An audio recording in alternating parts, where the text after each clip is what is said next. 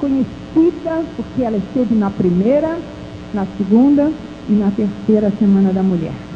E eu gostaria de pedir a Ingrid que trouxesse a Márcia de Paula aqui. A igreja vai se renovando, sabe, Márcia? Olha que igreja linda. Amém? Essa igreja tem sido tão elogiada, Márcia, nessa semana. A igreja está de parabéns. A igreja vai se renovando. Tem muita gente aí que não estava ano passado, né? E essa, queridos, é a Márcia Xereguini. Márcia Xereguini de Paula. É uma mulher de Deus, esposa do pastor Ronaldo de Paula. Eles estão trabalhando ali na Igreja de Nova Vida em Itaguaí. Já estão com uma congregação em Cascadura, um trabalho que cresce assustadoramente, com várias marcas no ministério deles, principalmente grupos de vida que eles estão estabelecendo em vários lugares da cidade de Itaguaí, e Deus tem feito o trabalho deles prosperar. E essa mulher, ela está lado a lado do seu marido no ministério junto com ele, e nós a admiramos muitíssimo. E nessa noite, Márcia, mais uma vez, nós estamos felizes e gratos a você pela tua presença aqui. Que Deus te abençoe, em nome de Jesus. Ela volta para pregar daqui a pouco. Márcia Xereguini de Paula, para vir trazer a mensagem. Louvado seja Deus. Ingrid, ano passado, no último dia da Semana da Mulher, recebeu uma bênção muito grande, foi batizada com o Espírito Santo. Naquela época, um ano atrás, Márcia estava aqui trazendo a palavra e veio um vento veemente, impetuoso por aquela porta, e várias pessoas foram seladas com o batismo, e a Ingrid foi uma dessas pessoas. E hoje ela está aqui para orar pela nossa preletora. Senhor, meu Deus, meu Pai, Senhor, obrigado, Senhor, pela presença da Márcia, Senhor, conosco, Senhor. Ó, Senhor, eu lhe peço, Senhor, que Tu abençoe e toque no coração de cada um que está aqui esta noite, Senhor. Lhe peço, Senhor, abençoa, Senhor, cada pessoa, Senhor. Obrigado, Senhor, pela minha mãe, pelo meu pai, Senhor, que tem levado essa igreja, Senhor, muito bem, Senhor. Eu lhe peço, em nome de Jesus. Obrigada. Deus abençoe. Aleluia. Realmente, o papai e a mamãe têm levado a igreja muito bem, graças a Deus. Aleluia. Irmãos, eu estou mais uma vez muito feliz de estar aqui com vocês, sempre na Semana da Mulher, né? Graças a Deus. Pastor Ronaldo, meu esposo, manda um abraço à igreja, um abraço ao pastor João e irmã Sandra. Estamos lá também, aqui pertinho de vocês, temos orado sempre por vocês, saibam disso. Nós temos uma reunião de oração todo dia de manhã, como vocês têm aqui. E sempre oramos pelos pastores da Igreja de Nova Vida, pelos pastores que estão perto de nós. Amém. Aleluia. Irmãos, quando nós temos um evento como este, um culto especial como vocês têm tido essa semana, muitos irmãos ficam numa expectativa muito grande, canalizando a expectativa na pregadora, no pregador. E eu quero que você tire toda a expectativa da minha vida, porque eu não tenho nada para te dar. Eu sou pó, eu vim do pó e ao pó eu voltarei. Tudo que Deus fez e de tudo que Deus fará é dele, somente dele emana todo o poder, toda a graça. Se alguém nesta noite for batizado, curado, se alguém chorar no Espírito Santo, se alguém sair daqui alimentado, não foi a irmã Márcia, foi o Senhor. Se Ele não fizer, eu não poderei fazer. Amém, irmãos? Então, se alguém aqui nessa noite está com alguma expectativa com referência à minha vida, irmãos, eu não tenho nada. Tudo é dele. Coloca a expectativa em Jesus, é Ele. É dele que emana o poder. É dele que emana a bênção que tanto você espera nessa noite. É só de Jesus.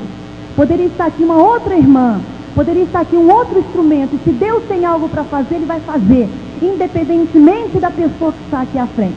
E já está escrito no céu o que Deus tem para fazer nessa noite. Então, mesmo que a irmã Márcia não estivesse aqui, Deus faria de qualquer jeito. Aleluia! Porque esse é o propósito do Pai para nós nessa noite. E é uma responsabilidade muito grande estar aqui mais uma vez trazendo a palavra de Deus. E eu quero nessa noite, em nome de Jesus, que você abra em Lucas 1, 26. Aleluia. Lucas 1, 26. Eu vou ler esse texto, você me acompanha aí na sua Bíblia. Se o seu vizinho não tem, leia com ele. Aleluia. Diz assim, Lucas 1, 26. Quem não achou, diga amém. Eu vou esperar mais um pouquinho. Lucas 1, 26. Diz assim: no 6º mês foi o anjo Gabriel enviado da parte de Deus para uma cidade da Galiléia chamada Nazaré, a uma virgem desposada com certo homem da casa de Davi, cujo nome era José. A virgem chamava-se Maria. E entrando o anjo aonde ela estava, disse: alegra-te, muito favorecida, o Senhor é contigo. Ela, porém, ao ouvir esta palavra, perturbou-se muito e pôs-se a pensar no que significaria esta saudação. Mas o anjo lhe disse: Maria, não temas, porque achaste graça diante de Deus. Eis que conceberás e darás à luz um filho, a quem chamarás pelo nome de Jesus. Esse será grande e será chamado Filho do Altíssimo. Deus, o Senhor, lhe dará o trono de Davi, seu pai. Ele reinará para sempre sobre a casa de Jacó, e o seu reinado não terá fim. Então disse Maria ao anjo: como será isso, pois não tenho relação com homem algum? Respondeu-lhe o anjo: descerá sobre ti o Espírito Santo, e o poder do Altíssimo te envolverá com a sua sombra. Por isso também o ente santo que há de nascer será chamado Filho de Deus. E Isabel, tua parenta, igualmente concebeu um filho na sua velhice, sendo esse já o 6º mês para aquela que diziam ser estéril. Porque para Deus não haverá impossíveis em todas as suas promessas. Então disse Maria: aqui está a serva do Senhor, que se cumpra em mim conforme a tua palavra. E o anjo se ausentou dela. Versículo 45. Bem-aventurada a que creu, porque serão cumpridas as palavras que lhe foram ditas da parte do Senhor. Então disse Maria: a minha alma engrandece ao Senhor, e o meu espírito se alegrou em Deus meu Salvador, porque contemplou na humildade da sua serva, pois desde agora todas as gerações me considerarão bem-aventurada, porque o poderoso me fez grandes coisas, santo é o seu nome. A sua misericórdia vai de geração em geração sobre os que o temem. Agiu com o seu braço valorosamente, dispersou-se no coração, alimentavam pensamentos soberbos, derrubou dos seus tronos os poderosos, exaltou os humildes, encheu de bens os famintos e despediu vazios ricos. Amparou a Israel, seu servo, a fim de lembrar-se da sua misericórdia, a favor de Abraão e de sua descendência para sempre, como prometera aos nossos pais. Feche os seus olhos, Senhor, em nome de Jesus. Está nas tuas mãos, diante de ti, Senhor, a tua serva e o teu povo. Eis aqui a tua igreja, esperando em ti, Senhor, o alimento, a semente, a palavra bendita, Senhor. Fala conosco nesta noite. Fala através desse instrumento, Senhor. Tende misericórdia das nossas vidas. Não queremos ouvir a voz de homem, queremos ouvir a voz de um Deus Todo-Poderoso, que agiu na vida de Maria e que há de agir nas nossas vidas nesta noite. A nossa fé está em ti, a nossa expectativa está em ti. Eu, Senhor, espero em ti nesta noite. Estou na total dependência do teu Espírito. Estou aguardando o que tu farás nesta noite para nós, o teu povo, Senhor. Abençoa, em nome de Jesus, a semente que será lançada nesta noite. Que o maligno não tenha autoridade para arrancá-la dos nossos corações, mas que ela fique firme, que produza frutos e mais frutos nesta noite. Em nome do Pai, do Filho e do Espírito Santo, e que toda a igreja diga amém e amém. Muito bem, irmãos, vamos começar. Maria estava comprometida com um homem chamado José, e naquela época, estar noivo de um homem era uma promessa inviolável.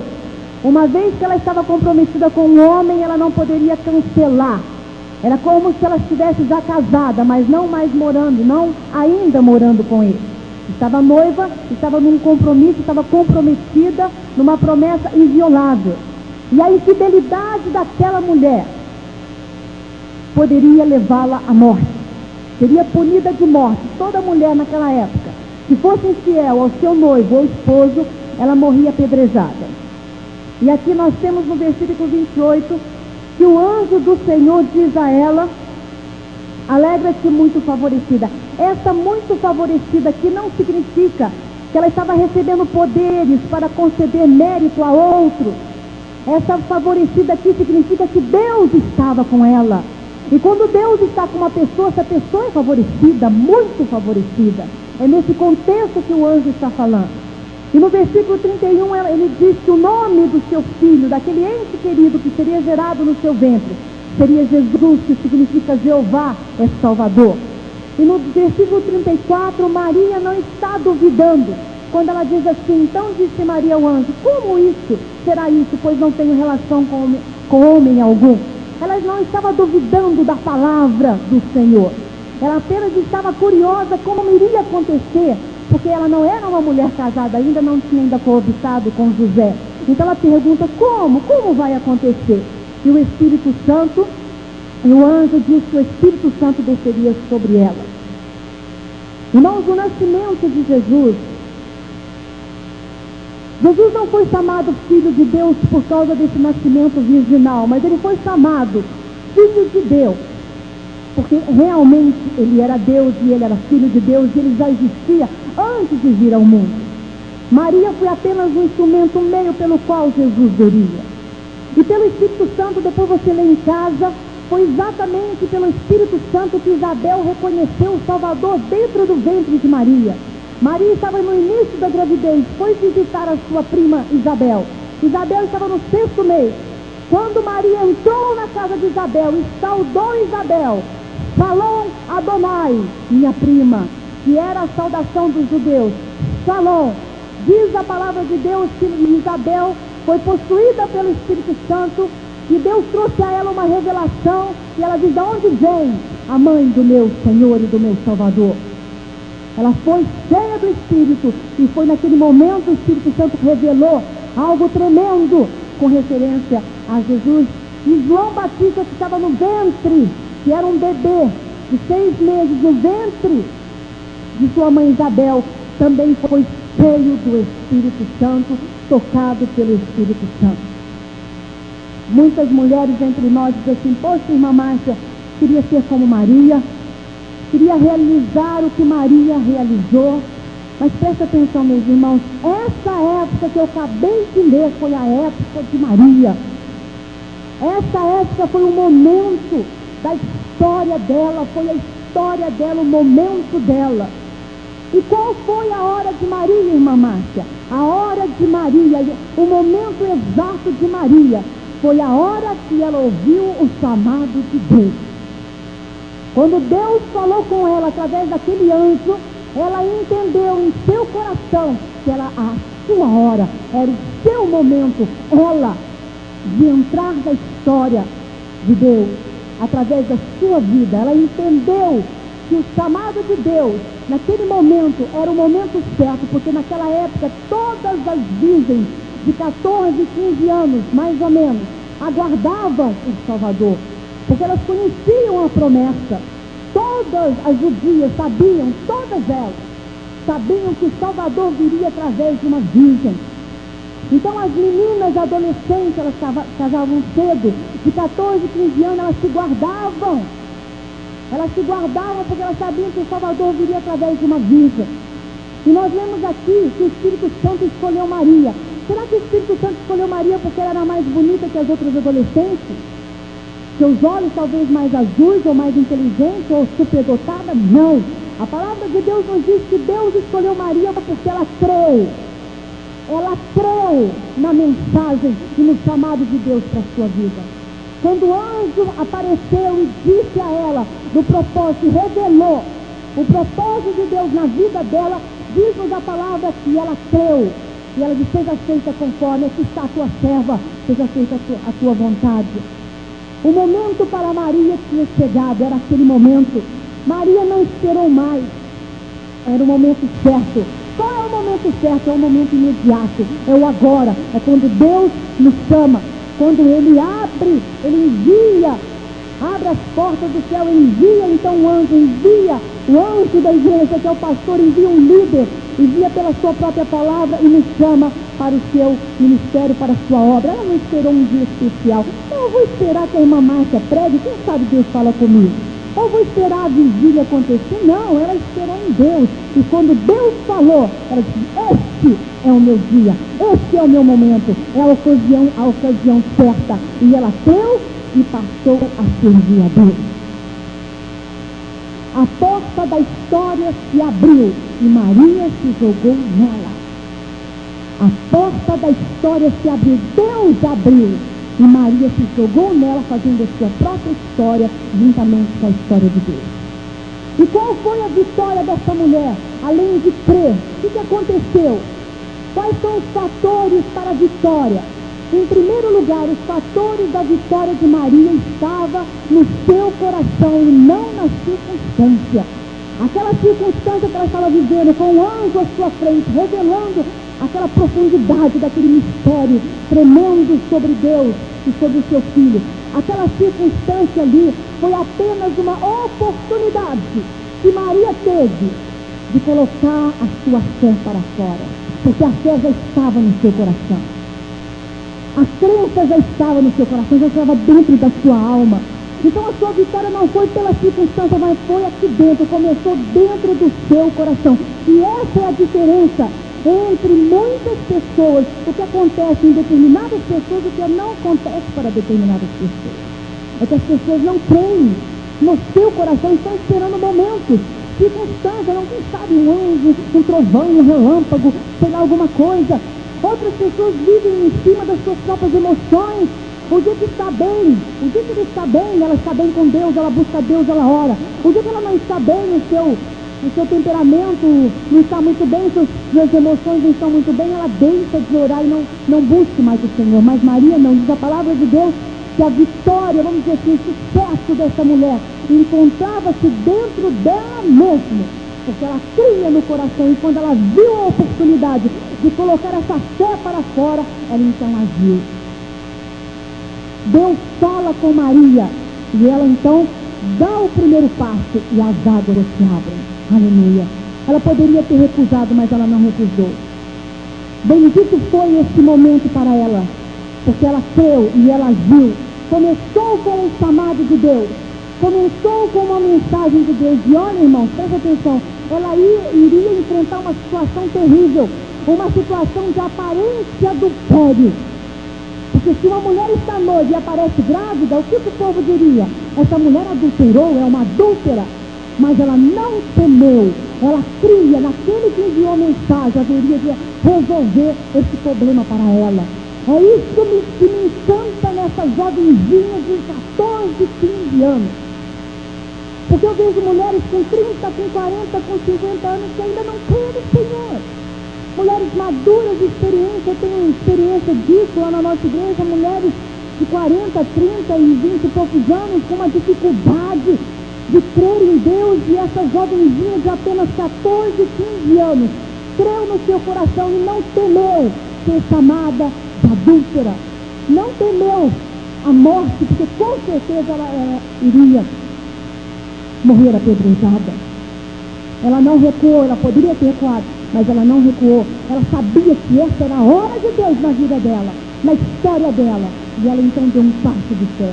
Porque Deus muitas vezes se revela para nós em momentos absurdos, em situações com cara de absurdo, que você olha e diz: não é possível que Deus está me chamando para essa obra, não é possível que nessa situação Deus está me enviando uma mensagem. Mas ela creu e ela abriu o coração. E nós mulheres olhamos para Maria e ficamos apavoradas, né? Meu Deus, eu quero ser como Maria, como poderei ser igual? E aí até os homens da igreja, até as mulheres da igreja, muitas vezes, quando nós olhamos os grandes homens da fé, né? Quando nós olhamos os homens aqui da Bíblia, aqueles homens que creem em momentos dificílimos, eles creem e deram um passo de fé.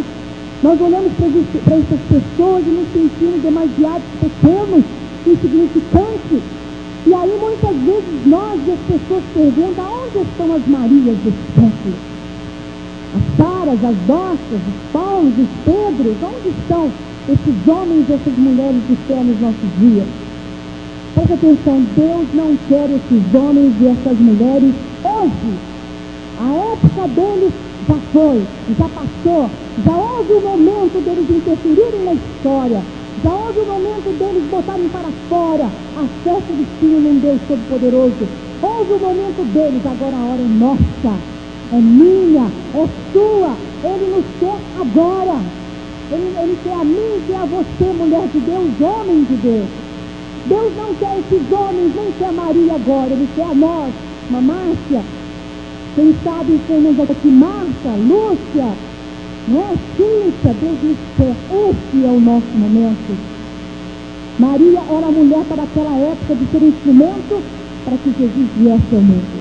Ela foi a passagem do mundo espiritual para o mundo físico, trazendo Jesus do mundo espiritual para o mundo físico. Ela e os grandes homens do passado prepararam tudo isso para nós. E nós estamos dando continuidade a essa obra que começou com ele. A mensagem aqui do anjo, nós hoje fazemos isso. Nós anunciamos para os nossos vizinhos e parentes: olha, há um Deus chamado Jesus que foi enviado. Nós continuamos a passar essa mensagem: Jesus, o Salvador, o Messias, só nele a salvação. E a pessoa, quando crê, como Maria crê, o que acontece? O Salvador nasce no coração, aleluia, nasce na alma. Nós estamos aqui para continuar a obra que eles fizeram. Se nós não continuarmos, meus irmãos, nós estaremos destruindo a obra de Maria, a fé que ela teve, aquela disposição que ela teve em dedicar a sua vida para Deus. Tudo será jogado em terra. Os homens e as mulheres que nos precederam lutaram pela liberdade, pela Bíblia, pela verdade, pelo Espírito Santo, deixaram para nós recursos maravilhosos. E nós podemos começar aonde eles acabaram. Porque Jesus disse: coisas maiores do que essas vocês farão. Coisas maiores do que essas vocês farão. Os gigantes cristãos realizaram a sua tarefa. Agora conosco. Vamos abrir então o que tem que ser aberto e caminhar sobre as águas como Jesus nos pediu. Agora guarde bem isso no seu coração. A grandeza de um homem reside apenas em Deus. A grandeza de Maria, de Pedro, de Abraão, de todos os homens, a minha grandeza, a sua grandeza, reside em Deus, em qualquer época. Em qualquer época, a grandeza de Deus reside aonde? Em Deus. Maria creu no Espírito Santo e nós cremos no Deus de Maria. Amém, irmãos? Aleluia. Segunda coisa que eu vejo aqui nessa passagem para as nossas vidas foi a revelação e a adoração. Porque após a revelação, após ela abrir o coração, após ela crer e ela aceitar a revelação de Deus, o que ela fez? Ela adorou. Depois você lê em casa o cântico que eu li para você, o cântico de Maria. Ela adorou o Senhor. E há uma coisa profunda, há uma palavra profunda de Deus para as nossas vidas com referência à revelação e adoração. Abra a sua Bíblia em Mateus 16, 13 até 18. Mateus 16, 13 a 18, a 19. Indo Jesus para as bandas de Cesareia de Filipe, perguntou aos seus discípulos: quem diz o povo ser o Filho de Deus? E eles responderam: uns dizem João Batista, outros Elias, e outros Jeremias ou algum dos profetas. Mas vós, continuou ele, quem dizeis que eu sou? Respondeu Simão Pedro. Respondendo Simão Pedro, disse: tu és o Cristo, o Filho de Deus vivo. Então Jesus lhe afirmou: bem-aventurado és, Simão Barjona, porque não foi carne e sangue quem tu revelou, mas meu Pai que estás no céu. Também eu te digo que tu és Pedro, e sobre esta pedra edificarei a minha igreja, e as portas do inferno não prevalecerão contra ela. Dar-te-ei as chaves do reino dos céus. O que ligares na terra terá sido ligado no céu, e o que desligares na terra terá sido desligado no céu. Muito bem, Jesus chega para os seus discípulos Depois de um tempão com os discípulos, 3 anos convivendo com os discípulos, fazendo milagres, curando os enfermos, libertando os cativos, fazendo coisas maravilhosas, prodígios e sinais, Jesus chama os seus discípulos e diz assim: meus discípulos, meus amigos, me responde uma coisa, o que dizem o povo sobre mim? Quem eles pensam que eu sou? Aí disseram: Senhor, dizem que tu és João Batista. Quer dizer, eles tinham o costume de comparar os profetas, os grandes profetas do passado com o profeta da época. Não é que era uma reencarnação, não, estava dizendo: olha, Senhor, eles estão dizendo que o mesmo Espírito que havia em João Batista, aquele Espírito de poder, de autoridade, está sobre ti. Outros dizem que tu és Jeremias, quer dizer, o mesmo Espírito que havia sobre Jeremias, sobre ti. O de Elias, aquele Espírito Santo que agiu tanto na vida de Elias, estava sobre ti. Então dizem que tu és João Batista e se comparando aos profetas. Jesus disse. Agora preste atenção, esse povo aqui que disse isso, se respondeu de uma maneira tão errada, que Jesus não era nenhum deles. O Espírito que estava sobre Jesus era um Espírito, além de ser o Espírito Santo, era algo tremendo. Além dele ter o Espírito Santo, ele era muito mais do que esses profetas, daqui a pouco nós vamos descobrir. Esse povo era o povo que Jesus curou. Esse povo era o povo que viu Jesus fazendo milagre. Como é que pode? Era o povo que viu Jesus multiplicando os pães, libertando os cativos. Quando chegava um endemoniado, Jesus olhava para o endemoniado, dava uma ordem para aquele demônio, pum, na hora embora. Era esse mesmo povo, era alvo dos milagres de Jesus. E essa pergunta aí iria trazer para Jesus o conhecimento de que aquele povo, apesar de ter visto todo o poder de Jesus, não conhecia Jesus. Então o fato, meu irmão e minha irmã, presta atenção, isso é importantíssimo. O fato de você ver Jesus curando na igreja, libertando os cativos, curando os enfermos, não lhe dá capacidade nem garantia de que verdadeiramente você conhece Jesus. Precisa de algo mais. Porque o povo andou com Jesus, o povo viu a ação de Jesus e, no entanto, não sabiam quem era Jesus. Quando perguntaram: quem é Jesus? O que dizem sobre mim? Que tu és um profeta, João Batista, como Jeremias e Elias.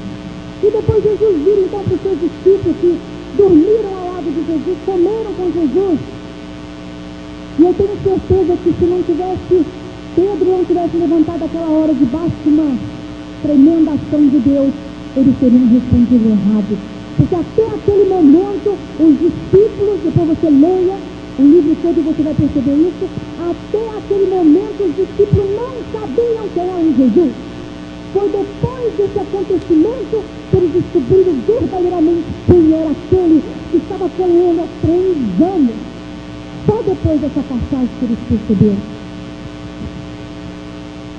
De repente ele diz: o que vocês dizem que eu sou? E Pedro, debaixo da ação do Espírito Santo, de uma revelação do Espírito Santo, disse: tu és o Cristo, o ungido, o Messias, o Filho de Deus. Mas Pedro disse isso porque ele teve uma revelação do Espírito Santo. E você pergunta para mim: irmã Márcia, o que eu preciso para conhecer verdadeiramente Jesus? O que eu preciso? Você precisa de uma revelação do Espírito Santo. Se o Espírito Santo não revelar quem é Jesus, ficaremos vindo na igreja, saindo de culto, entrando em culto, cantando. Não revelar quem é Jesus, ficaremos vindo na igreja, saindo de culto, entrando em culto, cantando os corinhos, batendo palma, lendo a Bíblia, e não estaremos conhecendo a Jesus. E quando batemos lá, no final dos tempos, na porta, e dizer: Jesus, abre a porta, Jesus vai dizer: eu não vos conheço. Eu não vos conheço. Porque precisa de uma revelação do Espírito Santo. E a igreja de Jesus, preste atenção, a igreja de Jesus foi edificada sobre essa revelação. A igreja de Jesus foi edificada sobre essa revelação. Que revelação, irmã Márcia? Que Jesus é o ungido, é o Messias, é o Filho de Deus. Foi em cima dessa revelação, quando ele disse: sobre essa pedra edificarei a minha igreja. Sobre essa pedra, sobre essa revelação, Pedro. É sobre essa revelação que você acabou de receber. A revelação, que revelação de que Jesus é o Filho de Deus. Sobre essa pedra, sobre essa revelação, então eu edificarei a minha igreja. Então o que é a igreja? Hoje, definindo o que é a igreja é um ajuntamento de pessoas que receberam a revelação de Deus. Isso é a igreja. Entende? A igreja é um conjunto, é um ajuntamento de pessoas que recebeu a mesma Espírito que Pedro recebeu, a mesma revelação que Pedro recebeu, nós recebemos. Por isso somos a igreja, porque a igreja foi edificada em cima da revelação, em cima da pedra de que Jesus é o Filho de Deus.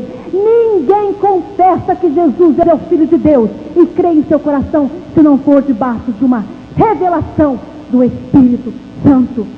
Agora olha o mais importante, a partir dessa revelação é que depende a eficácia da sua igreja. A partir dessa revelação, a igreja é construída, a igreja é edificada, as pessoas vão recebendo a revelação e todo mundo vai se juntando, daqui a pouco forma ali a igreja, o corpo de Cristo.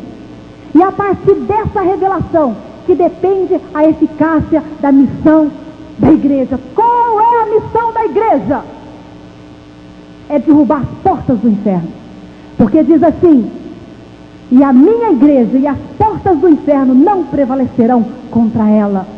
As portas constituem um fator de defesa. A porta da sua casa constitui o quê? Um fator um elemento de defesa, de proteção. Não diz que a porta da igreja vai cair por terra, diz que as portas do inferno. Significa o quê? Significa que a igreja vai marchar debaixo de uma revelação. E essa revelação é que traz a edificação. E essa revelação é que traz a unção, a intrepidez, a ousadia, a coragem. É que adestra. É essa revelação de que Jesus fez isso. Ele foi no Hades. Ele foi no Hades e arrancou da mão do diabo. E ele nos deu autoridade para fazer o mesmo. Então a igreja de Jesus é aquela que derruba as portas e entra no inferno. Essa é a igreja de Jesus, edificada debaixo, em cima de uma grande e profunda revelação de que Jesus é o Filho de Deus. E essa revelação só vem pelo Espírito Santo. Quando a palavra de Deus diz que nós devemos amarrar o valente para roubar os bens, sabe o que significa isso? O valente é o diabo, eu tenho que amarrar o Satanás. Mas não é só dizer, está amarrado, não é assim não.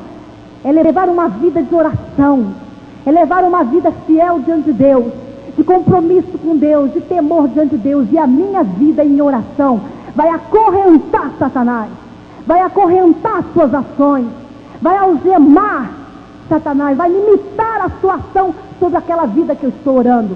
E através da oração, do poder que Deus me dá, eu entro no mundo espiritual. Porque Jesus disse que nós estamos assentados em lugares celestiais. Eu entro no mundo espiritual, limito a ação de Satanás sobre determinada vida que eu estou orando por uma pessoa, acorrento as suas mãos, as suas ações, a sua opressão sobre aquela vida, e arranco da mão dele em oração aquela vida que está lá, arranco-lhe aquele bem que ele tanto segurava. Essa é a missão da igreja. Irmãos, tudo mudou a partir daquela hora. De repente, quando Pedro disse: tu és o Filho de Deus, o ungido, o Cristo, o Messias, os discípulos então disseram: meu Deus, peraí, até agora nós estávamos seguindo um profeta. Até agora eu acreditei estar seguindo um grande profeta, o maior de todos os tempos, um mestre, um sábio. Mas peraí, se ele é o Filho de Deus, ele é o próprio Deus. Se ele é Filho de Deus, ele é o próprio Deus. E tudo mudou a partir daquela hora, porque eles entenderam que quem estava do lado deles, dormindo com eles, se alimentando, saindo e fazendo tudo o que eles fizeram, era o próprio Deus. E como é que se vive com Deus? Tudo aqui mudou. A partir desse momento, tudo mudou. Porque com Deus se relaciona, que jeito? Em adoração. A palavra Deus significa um que é adorado. A palavra Deus significa um que é adorado. Então, com Deus, a partir do momento que eu descubro que Jesus é o Filho de Deus, se coloque no lugar dos discípulos. De repente, todos eles, os olhos, a cegueira dos olhos caem por terra. O Espírito vem sobre eles, tira a cegueira de Pedro, revela a profundidade de Deus, esse mistério profundo. E os seus olhos, então, as escamas caem por terra. E eles olham para Jesus não mais como um profeta, como um sábio, um mestre, um amiguinho, um coleguinha, um líder. Mas eles olham para Jesus como o próprio Deus. Não é Deus que está aqui. Então o meu relacionamento tem que mudar. Algo tem que mudar. Porque com Deus se relaciona adorando. Não tem outra maneira de se relacionar com Deus além de adorar. Só através da oração que eu posso relacionar com Deus. Porque a igreja é sustentada, edificada na adoração. A igreja recebe intrepidez, ousadia através da adoração. É nessa relação que eu tenho de Jesus, de adoração, é que eu sou fortalecida. É que eu recebo poder, capacidade para conquistar. Quando mais adoramos, mais poderosos somos no Senhor. Quando mais adoramos, mais somos edificados. Quanto mais eu dedico toda a minha vida, corpo, alma, entendimento, e digo: Senhor, eu te adoro. Eu não adoro meu marido, eu não adoro a minha casa, eu não adoro meu dinheiro, mas Tu és o Deus para mim, e eu te adoro, Senhor. Sabe por que Deus está procurando adoradores? Sabe por que Deus está procurando adoradores que o adorem em espírito e verdade? Porque o segredo de uma igreja poderosa, que marcha contra o inferno, derruba as portas e tira as vidas de Satanás, é uma igreja que adora, que reconhece Jesus como Senhor e Salvador, que dá a Ele todo louvor e toda honra, dizendo: Tu és Deus, e além de Ti não há outro. Essa é uma igreja forte e poderosa. E aí você pergunta: irmã Márcia, o que é adoração? Abra a sua Bíblia, em 2 Coríntios 3,18. O que é adoração, irmã Márcia? Em nome de Jesus, me ajuda. Eu quero adorar o Senhor, porque eu quero ser forte. Quero participar de uma igreja poderosa no Espírito Santo. 2 Coríntios 3,18. 2 Coríntios 3,18 diz assim: E todos nós, com o rosto desvendado, contemplando como por espelho a glória do Senhor, somos transformados de glória em glória na sua própria imagem, como pelo Senhor o Espírito. Irmãos, quando eu leio essa passagem na minha casa, que eu estou em comunhão com o Senhor, eu choro na presença do Senhor, porque se há um versículo que move a minha alma, é esse versículo. Esse versículo fala tão profundamente no meu coração. Ele rasga como uma espada a minha alma e meu coração, e vai no mais profundo do meu ser, naquele lugarzinho que nem eu sei que existe, mas ele vai, Deus sabe. Eu digo: Senhor, é isso aqui que eu quero para a minha vida, é isso que eu quero a cada dia. Irmãos, adorar o Senhor é estar com o rosto desvendado. Adorar o Senhor é estar com o rosto desvendado. É não mais ter a cegueira deste mundo, porque o mundo não conhece a Jesus. Você pergunta para um incrédulo da rua: quem é Jesus para você? Ah, Jesus foi um líder aí como Maomé, Buda, foi um guia espiritual super iluminado. O mundo não conhece Jesus. Só quem tem a revelação do Espírito Santo, só quem está com o rosto desvendado pode olhar para Jesus e ver que Ele é Deus, e ver que Ele é soberano, que Ele é o Todo-Poderoso, que Ele é o Senhor.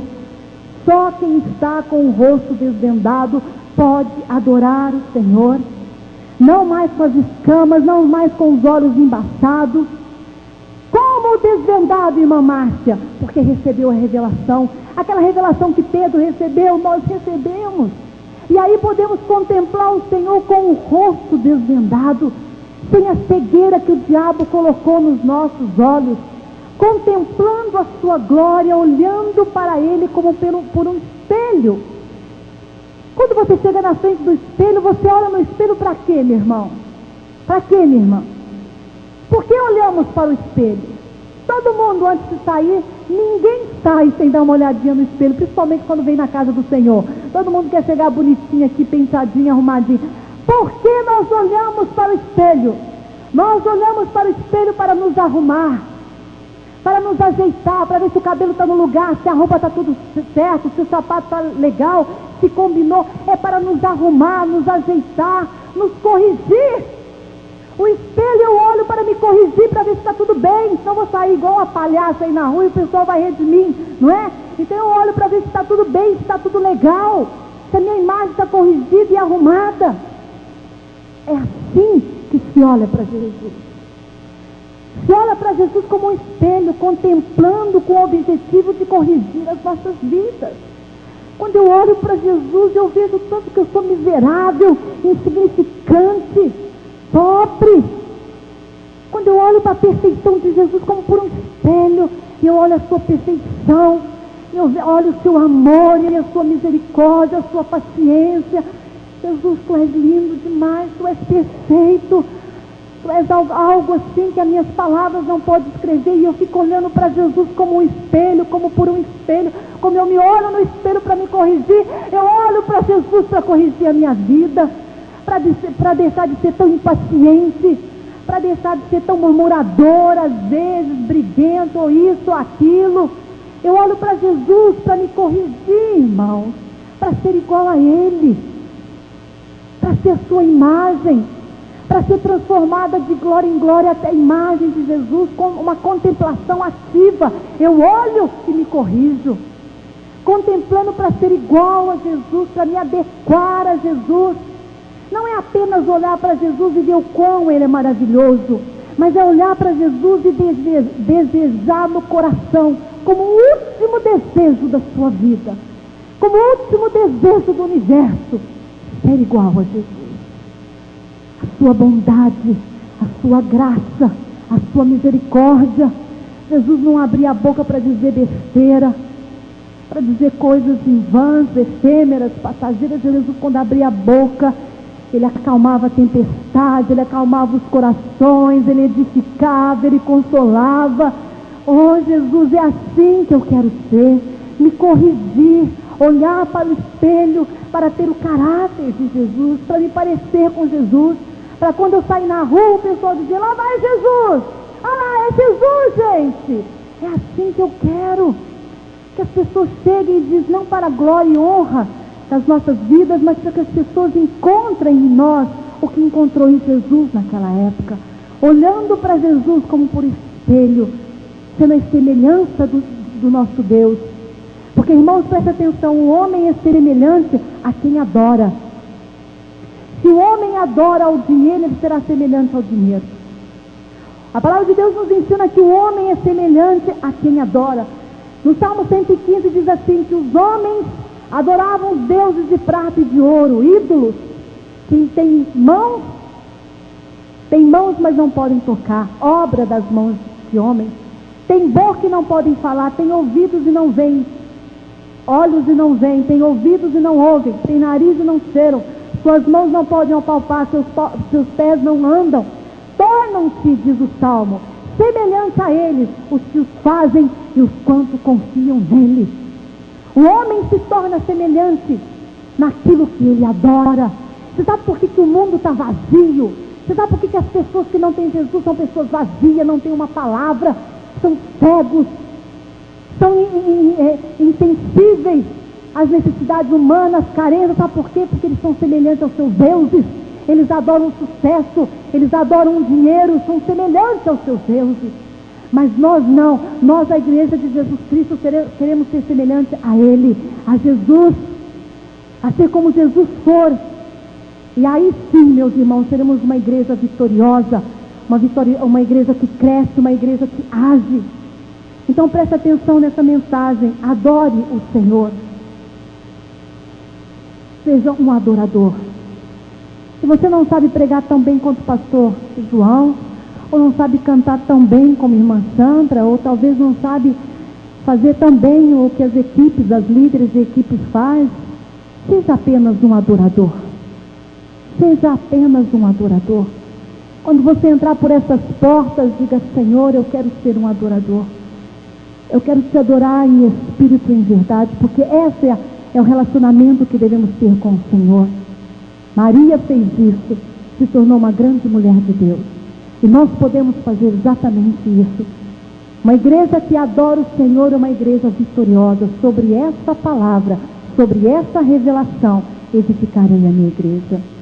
Então que nessa noite você saia daqui pedindo ao Senhor, contemplando o Senhor como por espelho e se tornando um adorador. Porque a igreja que adora o Senhor, ninguém nada nem ninguém poderá resistir a essa igreja. Pode ter certeza disso.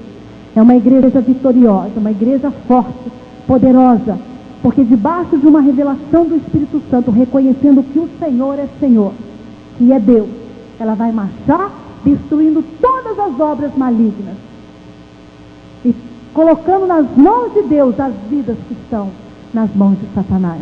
Amém, igreja? Então fique de pé e vamos orar. Uma palavra de adoração do seu coração para o Senhor. Pai, eis aqui a tua igreja, Senhor. Ori candala terebia surianda. Queremos ser adoradores, Pai, debaixo da revelação do Espírito Santo. Diga uma palavra do seu coração, algo que só por você poderia dizer. Algo que só você poderia dizer nesse universo, nesse planeta Terra. Algo singular, peculiar, que só você poderia dizer ao Senhor. Pai, eis aqui a tua igreja, Senhor, que o adora em espírito e em verdade. Nós te louvamos nesta noite, nós te adoramos nesta noite. Reconhecemos como Pedro reconheceu debaixo do Espírito Santo que tu és o Senhor. Queremos crer nos nossos corações, Senhor. Queremos crer nos nossos corações como Maria creu, para que possamos ser uma igreja vitoriosa, intrépida, ousada, porque a tua palavra diz que o justo é ousado, é intrépido como um leão. Queremos ser assim, Senhor, uma igreja confiante, fervorosa, poderosa nas batalhas, uma igreja varão de guerra, Senhor, que jamais ninguém poderá resistir a uma igreja que marcha, Senhor. Abençoa essa igreja a cada dia, Senhor. Abençoa o anjo dessa igreja, abençoa a irmã Sandra. Edifica cada vez mais, abençoa essa construção, Senhor, que os recursos financeiros cheguem, para que essa construção seja edificada e que esse povo multiplique, Senhor, e aumente, Senhor, adoradores que o adorem, Senhor, cada vez mais em espírito e em verdade. Eu entrego aos cuidados do teu Espírito nesta noite e te louvo por tudo que tu tens feito e por tudo que tu farás. Em nome do Pai, do Filho e do Espírito Santo. Amém e amém. Aleluia, irmã Sandra. Glória a Deus. Deus é maravilhoso. Queridos, nessa semana, vai pedindo ao Senhor para ir te revelando, porque há muitas coisas para que se assente no nosso coração através dessa mensagem. Talvez nessa noite você esteja com todas essas vozes, essas frases no teu coração, mas durante essa semana vá pedindo ao Espírito Santo para ir diluindo isso para a sua vida. E você verá que coisa poderosa. Você se deparar com você mesmo e ver que você pode ser um adorador. E que é através da adoração que nós vamos alcançar toda a força e tudo aquilo que nós precisamos e que muitas vezes estamos buscando da parte de Deus. Muitas vezes buscamos bênçãos materiais, mas não sabemos que é através da confiança que devemos ter no Senhor e da intimidade que devemos ter com o Senhor é que este bem material virá ou não virá. E nós poderemos entender por que ele não virá. Que o Senhor Deus abençoe essa igreja e que o Senhor Deus abençoe Márcia também, que veio nos trazer essa palavra. Eu gostaria ainda de passar essa palavra para o pastor João, que tem algumas coisas ainda para fazer nesse culto. Mas antes, eu queria pedir a Márcia para voltar aqui. Nós temos uma lembrança especial feita com carinho. Márcia, de todos os preletores que vieram, é aqui e veio nas 3 semanas. Então ela tem as 3 lembrancinhas, provavelmente. E nessa Semana da Mulher, Márcia, nós ficamos assim, pedindo a Deus que nos desse uma direção sobre o que dar para a nossa visitante querida. E aí, uma mulher talentosa da nossa igreja se prontificou a fazer umas lembrancinhas especiais. E nessa noite nós temos o prazer de passar para você. Eu queria pedir a irmã Lúcia, a Ingrid, que vai trazer a flor, e a irmã Lúcia, tem as florzinhas. Olha, tá vendo? Esse é um laço, é uma aliança que nós temos com você. E nessa noite, Márcia, eu preciso mostrar isso aqui, porque a igreja está feliz, sabe, com essa lembrança. Muito lindo, né? Pois é, nós, esse ano, de uma forma muito especial, fizemos um desafio para a Ana. Por isso que eu estou te dizendo que Ana, ela ganhou muitos desafios nessa Semana da Mulher. Ela disse: Sandra, eu demorava 2 meses para pintar um quadro, e agora eu faço em 2 horas. Então, Ana, que Deus te abençoe. E com certeza, Márcia, quando você olhar para esse quadro, você vai se lembrar de Deus primeiramente, da voz do Senhor falando a todas nós mulheres, que é o nosso tema. E você vai se lembrar aqui da igreja de Campo Grande, que te ama e que te agradece imensamente.